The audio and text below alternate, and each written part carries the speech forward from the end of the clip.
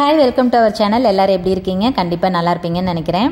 இன்றைக்கி வந்துட்டு ஃபுல் வாயில் ப்ளவுஸ் வந்து ஸ்டிச் பண்ணிகிட்டு இருக்காங்க. நான் நேற்றுக்கு வந்து இதோட கட்டிங் வீடியோ போட்டிருந்தேன். ஸோ இன்றைக்கி வந்துட்டு இது ஸ்டிச் பண்ணுறது வீடியோ எடுத்திருக்கேன். இதில் நார்மலாக தைக்கிறதா, ஒன்றும் புதுசாலாம் ஒன்றும் கிடையாது. எல்லாத்துக்குமே இது தைக்க தெரியும் தான். ஆனால் இதில் நம்ம அந்த கழுத்தோட உயரம் மார்க் பண்ணுறப்ப தையலுக்காக 1/2 இன்ச்சு விடுறோம் இல்லைங்களா? அது ஏன் அப்படின்ட்டு நிறைய பேர் எங்கிட்ட கேட்குறீங்க. ஸோ அதுக்கு வந்து இந்த வீடியோவில் வந்து நான் சொல்கிறேன். போன தடவை வந்துட்டு ஸ்டிச்சிங் போட்டப்போ நான் சவுண்ட் எதுவும், அதாவது வாய்ஸ் ஓவர் கொடுக்கலையா, அதுக்கு ஒருத்தங்க சொல்லியிருந்தாங்க, ரொம்ப ஒரு மாதிரி இருக்குங்க, நீங்கள் வாய்ஸ் ஓவர் கொடுங்க, தெரிஞ்சு புரியும்ல அந்த இடத்துல என்ன பண்ணுறாங்கன்னு சொல்லிட்டு அப்படின்னாங்க. ஸோ அதனால் இன்றைக்கி வந்துட்டு வாய்ஸ் ஓவர் கொடுக்குறேன், பார்த்துக்கோங்க. அந்த ஷோல்டர் ஜாயின் பண்ணுறப்ப மட்டும் கொஞ்சம் கவனமாக பாருங்கள், சரிங்களா? ஆனால் வந்து எப்போவுமே வந்துட்டு ஸ்டிச் பண்ண ஸ்டார்ட் பண்ணுறப்போ ஃபஸ்ட்டு கை ஸ்டார்ட் பண்ணுவாங்க, அப்புறமா பட்டி வந்து ஸ்டார்ட் பண்ணுவாங்க. கையில் இன்றைக்கி வந்து எதுவும் ஒட்டு இல்லை, அதனால் வந்துட்டு ஃபஸ்ட்டு வந்து பட்டி வந்து ஸ்டார்ட் பண்ணிட்டாங்க. பட்டி அண்ணா எப்படி தைக்கிறாங்கன்னு பார்த்துக்கோங்க. இது தைக்கிறது நீங்கள் பார்த்தாலே புரியும். நான் ஒரு சில விஷயம் என்னென்னா சொல்ல முடியும், ஒரு சிலது சொல்ல தெரியாது.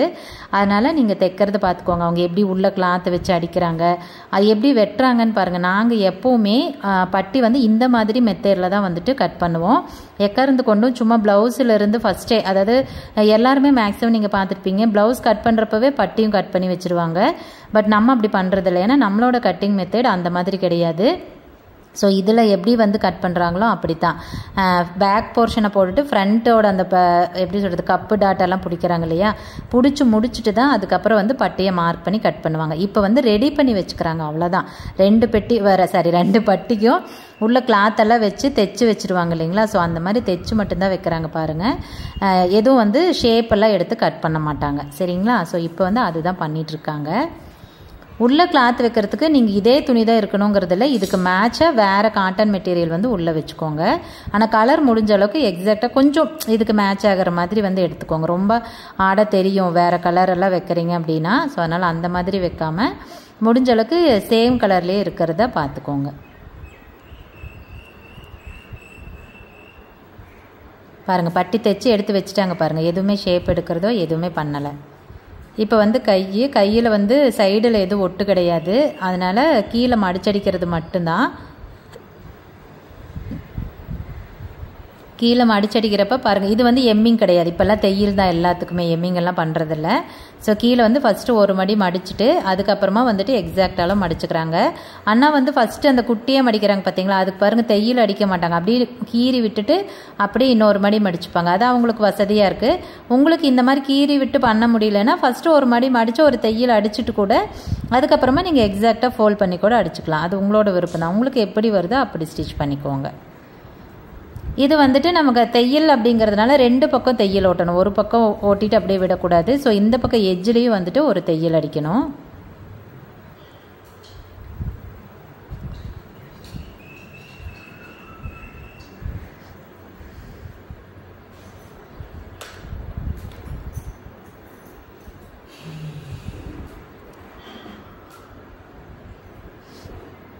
கை தைச்சி முடிச்சுட்டு இப்போ வந்துட்டு உயரம் வந்து செக் பண்ணி மார்க் பண்ணிப்பாங்க.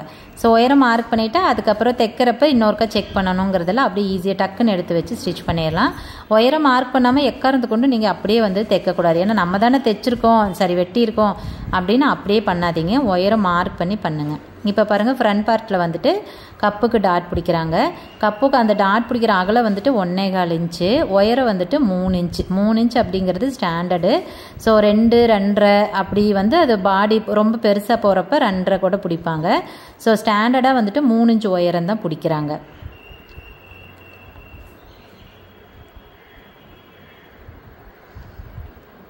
அந்த கொக்கிப்பட்டி வீப்பட்டி வருது பாருங்கள், அந்த சைடில் இருந்து பிடிக்கிற டாட் பார்த்தீங்க அப்படின்னா 1/2 இன்ச்சு, மொத்தத்துக்கும் 1/2 இன்ச்சு, சரிங்களா? ஒரு பக்கம் 4 இன்ச்சு, மொத்தத்துக்கும் 1/2 இன்ச்சு. அதோட லென்த்து பார்த்தீங்க அப்படின்னா அண்ணா பாருங்கள் செக் பண்ணவே மாட்டாங்க, அப்படியே தான் அடிப்பாங்க. ஏன்னா அவங்களுக்கு எக்ஸ்பீரியன்ஸ் இருக்கிறதுனால அதை அந்த லென்த்துக்கு வந்துட்டு அந்த 3 டாட்டும் ஜாயிண்ட் ஆகிற இடம் கரெக்டாக ஒரு 1.5 இன்ச்சு கேப், 1.25 to 1.5 இன்ச்சுக்குள்ளே இருக்கணும். அதுக்கு தகுந்த மாதிரி அவங்க வந்துட்டு அடிச்சுப்பாங்க. அதே மாதிரி ஆம்கோலில் இருந்து அடிக்கிற அந்த டாட்டும் பார்த்தீங்க அப்படின்னா அந்த 1/2 இன்ச்சு தான், மொத்தத்துக்கும் 1/2 இன்ச்சு தான். ஸோ அந்த 1/2 இன்ச்சுக்கு தான் நம்ம சைடில் வந்துட்டு எக்ஸ்ட்ரா விடுறது. பாருங்கள் தைச்சு முடிச்சுட்டு கொக்கிப்பட்டி வீப்பட்டி அந்த ஒயரை கரெக்டாக இருக்கான்னு எவ்ரி டைம் செக் பண்ணுவாங்க பாருங்கள். ஏன்னா ஏதாவது ஒரு இடத்துல மிஸ் ஆனால் கூட அதை அப்போவே அட்ஜஸ்ட் பண்ணிக்கலாம். அதனால தான் இப்போ பாருங்கள் பட்டிக்கு வந்து எப்படி மார்க் பண்ணுறாங்க பாருங்கள். டாட்டெல்லாம் பிடிச்சி முடிச்சதுக்கப்புறமா பேக் சைடு கிளாத்தில் அடியில் போட்டுட்டு ஃப்ரண்ட் சைடு மேலே கரெக்டாக ஷோல்டர் பாயிண்ட்டு கரெக்டாக வச்சுட்டு அதோட ஒயரை எவ்வளோ இருக்கோ அந்த ஒயரத்தை இங்கே வந்து மார்க் பண்ணிக்கிறாங்க. தையலுக்குன்னு அண்ணா தனியாக எக்ஸ்ட்ரா விட மாட்டாங்க. அதை வெட்டுறப்ப பாருங்கள் கொஞ்சம் விட்டு வெட்டிக்குவாங்க, அவ்வளோதான். ஸோ இந்த மாதிரி தான் நாங்கள் வந்துட்டு பட்டி வந்து மார்க் பண்ணுறோம். ஸோ இந்த மெத்தடு கற்றுக்கிட்டிங்க அப்படின்னா நீங்கள் என்ன மாதிரி ப்ளவுஸ் வேணுனாலும் ஈஸியாக ஸ்டிச் பண்ணிக்கலாம். அதிலிருந்து அதே அளவு தான் வைக்கணும்னு இல்லை. ஏன்னா நம்மளோட மெத்தடுக்கு நமக்கு இதுதான் கரெக்டாக இருக்கும். ஃபஸ்ட்டே வெட்டினீங்கன்னா கண்டிப்பாக தப்பாக தான் போகும். சிலர்லாம் சொல்லுவீங்க இல்லையா, பட்டி மேலே கீழே இறங்கி இருக்குது இல்லை மேலே ஏறி இருக்குது அப்படி சொல்கிறீங்க இல்லையா. ஸோ அந்த சேஞ்சஸ் எல்லாம் வராமல் வரணும்னா நீங்கள் இந்த மெத்தட் ட்ரை பண்ணிங்கன்னா உங்களுக்கு அந்த மாதிரி எதுவுமே வராது. இப்போ வந்து பட்டி வந்து ஜாயின் பண்ணுறாங்க ப்ளவுஸில் வச்சு.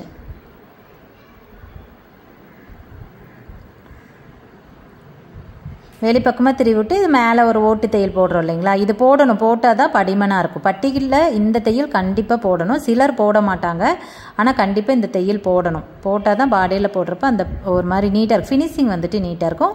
போட்டுக்கிறதுக்கு ஒரு மாதிரி நல்லா படிமனாக இருக்கும். பாருங்கள் இப்போவும் பாருங்கள் அந்த கொக்கிவியோட அந்த ஹைட் வந்து கரெக்டாக இருக்கான்னு செக் பண்ணிக்கிறாங்க பாருங்கள். ஏன்னா நம்ம டாட் பிடிக்கிறோமல்ல, நீங்கள் சென்டர் டாட் அந்த கொக்கிட்டெல்லாம் டாட் பிடிக்கிறீங்கல்ல, அது நம்மளே மீறி துளியூண்டு தள்ளி கூட பிடிச்சிடலாமல்ல. நாம் என்ன அளந்தா பிடிக்கிறோம் அப்படிங்கிறப்ப ஒவ்வொரு தடவை செக் பண்ணிக்கிறது ரொம்ப நல்லது.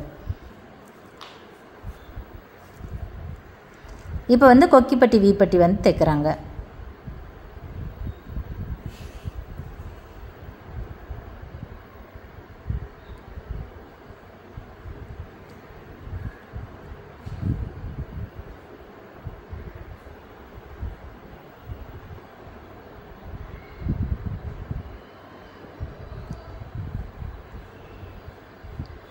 இது வந்து வீப்பட்டி. ஃபஸ்ட்டு எப்போவுமே வீப்பட்டி தான் தைப்பாங்க. ஸோ வீப்பட்டிக்கு பாருங்கள் வெளியில் துணி வந்து நீட்டிகிட்ருக்கோம். இப்போ வீ தைச்சிட்டு அதுக்கப்புறமா வந்துட்டு அதாவது ஃப்ரண்ட் பார்ட்டோட அகலம் இடுப்போட அகலம் இருக்குது இல்லைங்களா, அது வந்து மார்க் பண்ணிக்கிறாங்க. இது வந்து அலோ ப்ளவுஸாக இருந்துச்சுன்னா அலோ ப்ளவுஸை எடுத்து வச்சு அப்படியே செக் பண்ணிப்பாங்க. இது நம்ம டைரெக்டாக பாடியிலேருந்து எடுத்ததுனால நம்ம மொத்தம் 4ஆக தானே பிரிச்சுக்கிறோம். ஸோ அதில் பேக் சைடில் மார்க் பண்ணது போக மீதி அளவு இருக்கும் இல்லைங்களா, அதை வந்துட்டு 2ஆக பிரித்து 2 பக்கம் மார்க் பண்ணிப்பாங்க. இது வந்து கொக்கி பீஸு.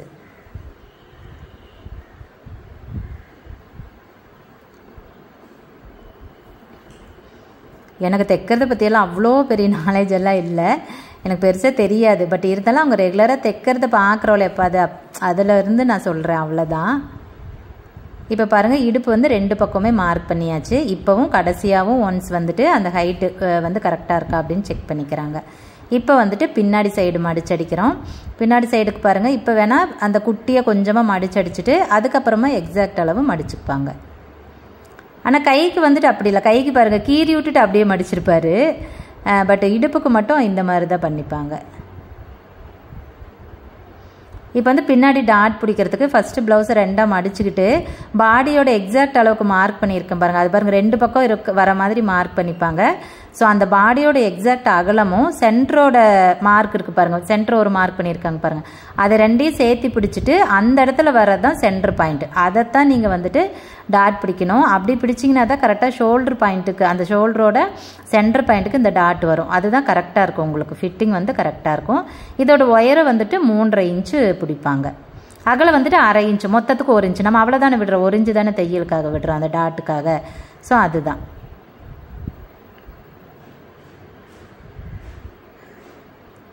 இப்போ பாருங்கள் முக்கியமான இடம் அது ஷோல்டர் பாயிண்ட்டு. ஃபஸ்ட்டு பாருங்கள் எப்பவும் போல் ஷோல்டர் ஜாயின் பண்ணிடுவாங்க. அந்த 1/2 இன்ச் அகலத்துக்கு ஃப்ரண்ட்டு பேக்கி வச்சு பாருங்கள் ஷோல்டர் ஜாயின் பண்ணிடுவாங்க. இப்போ திருப்பி அடிக்கிறப்ப இங்கே பாருங்கள் கொஞ்சம் கிராஸ் அடிப்பாங்க, தெரியுதா? மைல்டாக வந்துட்டு கிராஸ் அடிக்கிறாங்க பார்த்தீங்களா? இப்போ வெட்டி விடுவாங்க. அந்த கிராஸை தான் கிராஸ் அடிக்கிறப்ப கொஞ்சம் துணி உண்டுனா இருக்கும் இல்லையா, அதைத்தான் வெட்டி விடுவாங்க. அந்த எப்படி சொல்கிறது, கழுத்து பகுதியில் மட்டும்தான் அந்த 1/4 இன்ச்சு அதிகமாக வைக்கணும். ஆங்கோல் போகிறப்ப அதே அளவு தான். இது எதுக்காக அப்படின்னா நீங்கள் வந்து கழுத்து பீஸு தைப்பீங்க இல்லையா, சீடி வச்சு அடித்தாலும் சரி, பைப்பிங்கு தையலோ எது வச்சு நீங்கள் அடித்தாலும் சரி, நம்மளையும் அறியாத மைல்டாக வந்து கொஞ்சம் இழுத்து பிடிச்சிறதுக்கு வாய்ப்பு இருக்குது. அது ஃபுல் வாயிலில் தான் மெயினாக.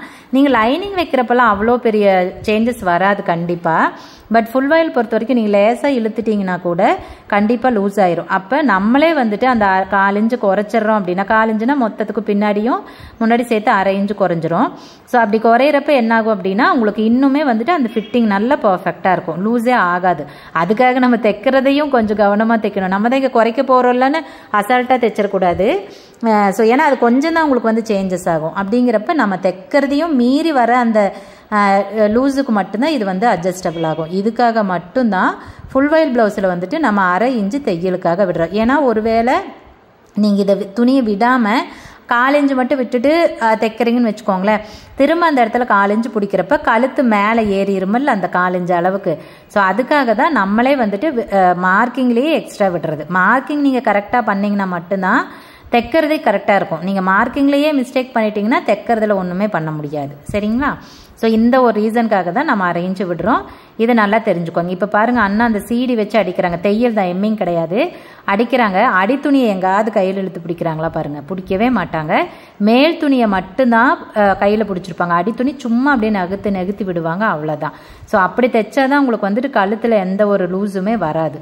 இப்போ பாருங்கள், அந்த துணியை வந்துட்டு 2ஆக மடிச்சுட்டு அப்புறம் இன்னொரு ஃபோல்ட் பண்ணி அடிப்பீங்க இல்லையா, அது நார்மலாக உங்களுக்கு தெரியும்ல, அதுதான் வந்துட்டு பண்ணுறாங்க. அப்போ கூட வந்து இப்படி எடுத்து பிடிக்கிறப்பையும் பாருங்கள் இழுக்கவே மாட்டாங்க, அப்படியே கேஷுவலாக தான் பிடிச்சிருப்பாங்க. இந்த இடத்துல கொஞ்சம் நாளைக்கு உங்களுக்கு புதுசாக தைக்கிறவங்களுக்கோ இல்லை ரொம்ப எக்ஸ்பீரியன்ஸ் இல்லாதவங்களுக்கோ இது கொஞ்சம் இழுத்துரும். எப்படி இழுத்துரும், முடிஞ்ச அளவுக்கு அது இழுக்காமல் தைக்க பாருங்கள். கழுத்தில் மிஸ்டேக் வந்துருச்சுன்னா டோட்டல் ப்ளவுஸுமே வந்துட்டு ஸ்பாயில் ஆகிடும். இப்போ ஒரு தடவை மடிச்சு அடிச்சாச்சு. எம்மிங்காக இருந்துச்சுன்னா அப்படியே மடித்து எம்மிங் பண்ணுவோம். தையல் அப்படிங்கிறதுனால அந்த எக்ஸ்ட்ரா இருக்கிற பீஸை வெட்டி விட்டுட்டு அதை இன்னொரு ஃபோல்ட் பண்ணி அப்படியே தையல் அடிச்சிடுவாங்க. இங்கே வந்து 2 தையல் அடிப்பாங்க. அந்த ஓரத்தில் 4 இன்ச்சு அகலத்துக்கு ஒன்றுமும் எஜ்ஜிலேயே ஒன்றுமும் 2 தையல் அடிக்கணும். அந்த தையல் அடிக்கிறதும் பாருங்கள், அந்த ஃபினிஷிங் நீட்டாக இருக்கணும்னா நீங்கள் அந்த 4 இன்ச்சுக்கு வர அகலம் அப்படியே ஒரே மாதிரி வரணும். கொஞ்சம் முன்ன பின்ன அகலம் இது எப்படி சேஞ்சஸ் ஆகிடுச்சுன்னா அது பாடியில் போடுறப்ப அசிங்கமாக தெரியும். ஸோ அதனால் அதுவும் ரொம்ப முக்கியம். இப்போ பாருங்கள், மடிச்சுட்டு இந்த பக்கம் மடிக்கிற இடத்துல இந்த பக்கமாக தான் தையல் அடிக்கிறாங்க, அதுக்கப்புறமா தான் அந்த எஜ்ஜு தையல் போடுவாங்க. நம்ம ப்ளவுஸு தைக்கிறது விஷயம் இல்லைங்க, இந்த மாதிரி ஃபினிஷிங் கொண்டு வரணும், நீட்டாக இருக்கணும்னா சின்ன சின்ன விஷயத்தையெல்லாம் நம்ம கவனமாக தைச்சோம் அப்படின்னா மட்டும்தான் வந்துட்டு இந்த ஃபினிஷிங் வந்து வரும்.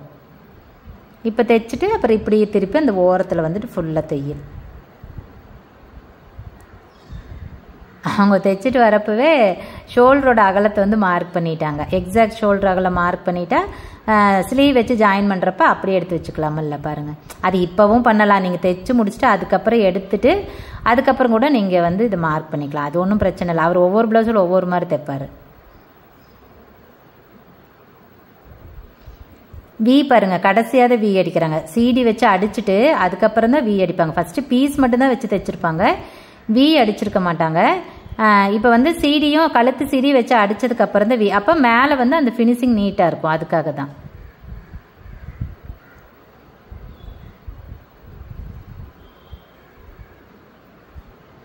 இப்போ பாருங்கள், ஃப்ரண்ட் பக்கத்துக்கு எப்படி ஹர்கட் பண்ணாங்க பார்த்தீங்களா? ஏன்னா இது அளவு ப்ளவுஸ் கிடையாது இல்லை, ஃப்ரண்ட்டோட அகலத்தை நீங்கள் எப்படி எடுத்துப்பீங்க, பேக் சைடோட என்ன அகலமோ அதுதான் ஃப்ரண்ட் சைடோட அகலமும். சரிங்களா? ஸோ ஷோல்டரில் இருந்துட்டு கரெக்டாக பிடிச்சிட்டே வந்துட்டு பேக் சைடில் எந்த இடத்துல ஹர்கட் பண்ணியிருக்கோமோ அதே இடத்துல தான் ஃப்ரண்ட் சைட்லேயும் நீங்கள் ஹர்கட் பண்ணிக்கணும். இதுதான் பாடியிலிருந்து டைரெக்டாக அளவெடுத்தால் தைக்கிற மெத்தேடு. ஏன்னா அளவு ப்ளவுஸ் இருக்குது அப்படின்னா நீங்கள் ஃப்ரண்ட் பார்ட்டோட அகலம் எவ்வளோ இருக்குன்னு ப்ளவுஸில் செக் பண்ணிக்க முடியும். பட் அளவு எடுத்தால் எப்படி பண்ண முடியும், அது எதுவுமே பண்ண முடியாது இல்லை. ஸோ அதனால தான் இந்த மாதிரி தான் பண்ணிக்கணும், இதை மறந்துடக்கூடாது. அப்போ இந்த ப்ளவுஸில் நீங்கள் 2 விஷயம் கற்றுருக்கீங்க. ஒன்று, ஷோல்டர் ஜாயிண்ட் அப்போ ஏன் அந்த 4 இன்ச்சு சேர்த்து பிடிக்கிறோம், அதே மாதிரி வெட்டுறப்ப ஏன் அதை வந்து தைக்கிறதுக்காக 1/2 இன்ச்சு விடுறோம் அப்படிங்கிறதுக்கான ரீசன் இதில் நான் சொல்லிட்டேன். அதே மாதிரி ஃப்ரண்ட் பார்ட்டோட அகலம் எப்படி வந்துட்டு மார்க் பண்ணிக்கணும் அப்படிங்கிறதையும் நான் இதில் சொல்லியிருக்கேன். இதே மாதிரி தான் நீங்கள் லைனிங் ப்ளவுஸ் தைச்சாலும் 2க்கும் தைக்கிறதுல எந்த வித்தியாசமே கிடையாது. சரிங்களா? ஸோ நீங்கள் லைனிங் ப்ளவுஸ் வந்துட்டு இதே மாதிரி பாடியிலேருந்து அளவெடுத்து தைச்சிங்க அப்படின்னாலுமே இதே மாதிரி தான் பேக் சைடில் எந்த இடத்துல அர்க்கத்து வருதோ அதே தான் வந்துட்டு ஃப்ரண்ட் சைடுக்கும் வரும். ஸோ இந்த 2 விஷயத்த இந்த ப்ளவுஸில் நீங்கள் கற்றுருக்கீங்கன்னு நினைக்கிறேன். கண்டிப்பாக இது புரிஞ்சிருக்கா உங்களுக்கு, கற்றுக்கிட்டீங்களா அப்படின்னு சொல்லிட்டு எனக்கு வந்துட்டு கமெண்ட்டில் சொல்லுங்கள், நான் தெரிஞ்சுக்கிறேன். கை ஜாயின் பண்ணுறப்பவும் பாருங்கள் அந்த துணியை வந்து ரெண்டையுமே வந்து முடிஞ்ச அளவுக்கு இழுத்து பிடிக்காம தான் தைப்பாங்க. ஸோ எனக்கு ஆம்கோல் ஜாயின் பண்ணுறப்ப இழுத்து பிடிச்சிங்கனால பாடி லூஸாக போயிடும். ஸோ நிறைய விஷயத்த நம்ம பார்க்கணுங்க. ஃபிட்டிங் பெஸ்ட்டாக இருக்கணும் அப்படின்னா நிறைய விஷயத்த நம்ம கவனமாக தான் பண்ணணும். இப்போ பாருங்கள் சைடு ஜாயின் பண்ணுறப்போ துளூண்டு அடித்து எடுத்துருவாங்க. எடுத்துட்டு இடுப்பு வந்து செக் பண்ணிக்குவாங்க. இடுப்பு செக் பண்ணி அளவு கரெக்டாக இருந்தால் மட்டும்தான் அதுக்கப்புறம் மேலே வரைக்கும் தையல் அடிப்பாங்க. ஸோ ஒன்ஸ் செக் பண்ணிக்கிட்டால் ரொம்ப ஈஸி. எப்படி வேலை கொஞ்சம் ஈஸியாக இருக்கும். ஒரு வேளை இதில் ஏதாவது ஆல்ட்ரு தேவைப்படுது பிரிக்கிற மாதிரி இருக்குன்னா டக்குன்னு பிரிச்சுக்கலாம். அதுக்காக தான். இப்போ மொத்த இடுப்பு சுற்றலும் செக் பண்ணிவிட்டு இதில் ஏதாவது ஆல்ட்ரு தேவைப்படுதுன்னா அது தைச்சுக்குவாங்க இப்போவே. இப்போ பாருங்கள் சைடு ஜாயின் பண்ணுறாங்க பாருங்கள். சைடு ஜாயின் பண்ணுறப்போ ஒரே ஒரு தையல் தான் அடிப்பாங்க. ஒரே ஒரு தையல் அடிச்சுட்டு பாடி சுற்றளவு ஆம்கோல் சுற்றளவு இது எல்லாத்தையும் செக் பண்ணிக்கிட்டு அப்புறம் தான் எக்ஸ்ட்ரா தையல் அடிப்பாங்க. ஏன்னா ஒரு வேளை பாடியில் நீங்கள் தையல் அடிக்கிறப்ப கொஞ்சம் லூஸோ டைட்டோ வந்துருச்சுன்னா அந்த ஒரு தையலை மட்டும் இது பண்ணால் போதும். மறுபடியும் வந்து எல்லாத்தையும் பிரிக்கணும்னு அவசியம் கிடையாது. ஸோ அந்த ஒரு ரீசனுக்காக தான். சாரி, நான் அது வந்து அவர் செக் பண்ணினதை வந்து எடுக்காமல் விட்டுட்டேன். அவர் இப்போ டோட்டலாகவே வந்துட்டு ஃபுல்லாக தைச்சிட்டாங்க.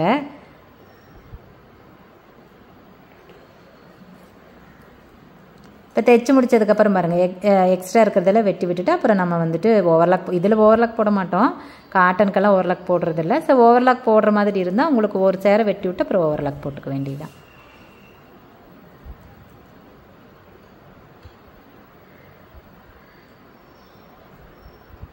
எனக்கு தெரிஞ்சதில் ஸ்டிச்சிங் வந்து கொஞ்சம் நல்லா புரிகிற மாதிரி தான் வீடியோ எடுத்திருக்கேன்னு நினைக்கிறேன்.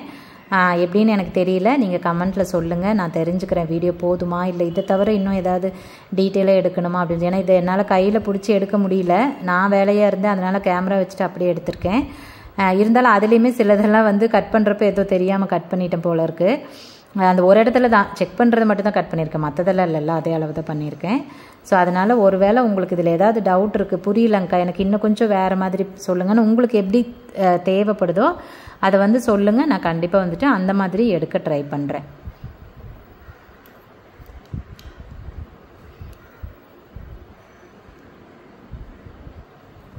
அவ்வளோதாங்க, ஃபுல்லாக வந்துட்டு ஸ்டிச் பண்ணியே முடிச்சாச்சு. அவர் பாருங்கள் ஸ்டிச் பண்ணியே முடித்தாலும் கடைசியாகவும் ஒருக்கா வந்துட்டு செக் பண்ணிப்பாங்க கரெக்டாக இருக்கான்ட்டு. ஏன்னா இந்த மாதிரி நீங்கள் தைச்சி முடிச்சதுக்கப்புறம் கண்டிப்பாக செக் பண்ணணும். செக் பண்ணாமல் நாம் வெட்டுனது தானே கரெக்டாக தானே தைச்சோன்னாலும் அசால்ட்டாக இருக்கக்கூடாது. நம்ம தைக்கிறப்ப சின்ன சின்ன விஷயத்தில் ஏதாவது மிஸ்டேக் பண்ணி கொஞ்சம் இழுத்து பிடிச்சி தைச்சோ இல்லை ஏதாவது ஒன்று பண்ணிடுறோம் அப்படின்னா கண்டிப்பாக பாடி வந்துட்டு லூஸாக போயிடும். அதனால் எக்காரணத்து கொண்டும் நீங்கள் வந்துட்டு ஒவ்வொரு தடவையும் நீங்கள் செக் பண்ணிக்கிறது ரொம்ப ரொம்ப முக்கியம். கடைசியாக வந்து எல்லாத்தையும் தைச்சி முடிச்சா கூட கடைசியாக ஒன்ஸ் வந்து செக் பண்ணிக்கோங்க. இப்போ பாருங்கள் அண்ணன் செக் பண்ணாங்க, மைல்டாக லூஸாக இருந்திருக்கு போல இருக்குது, அதிகமாக இருந்திருக்கு போல இருக்குது அளவு. அதை வந்து பாருங்கள் துளுண்டு அந்த பாடிகிட்ட மட்டும் தையல் அடித்தாங்க பார்த்தீங்களா. ஸோ அந்த மாதிரி கண்டிப்பாக நீங்கள் வந்துட்டு பண்ணிக்கணும்.